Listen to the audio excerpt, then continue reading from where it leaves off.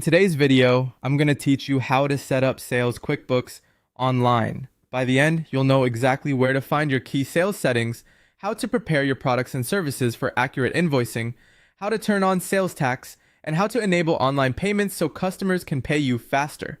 Start by signing in to your QuickBooks Online account. In the top right corner, click the small gear icon to open your company's settings. Choose Account and Settings, then open the Sales tab. This is home base for the options that control how your invoices, sales receipts, and estimates behave. Inside the Sales tab, customize your sales form content so your documents match how you work. If you want full control over your invoice or estimate numbering, turn on custom transaction numbers.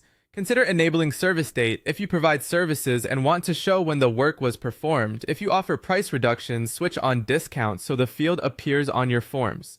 And if you accept upfront payments, enable the deposit field to record retainers or partial payments right on the transaction.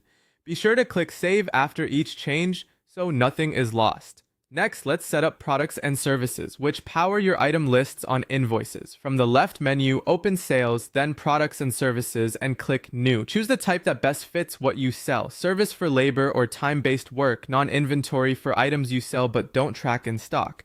Inventory if you track quantities on hand, or bundle to group multiple items into a single line.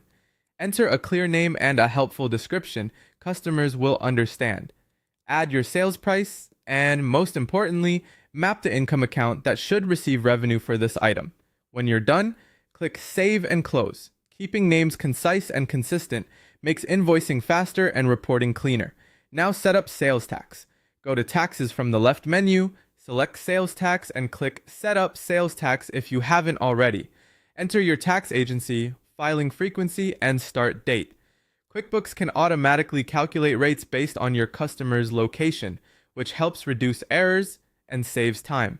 Finally, enable online payments to speed up collections. Go to Settings, then Account and Settings, and open the Payments section.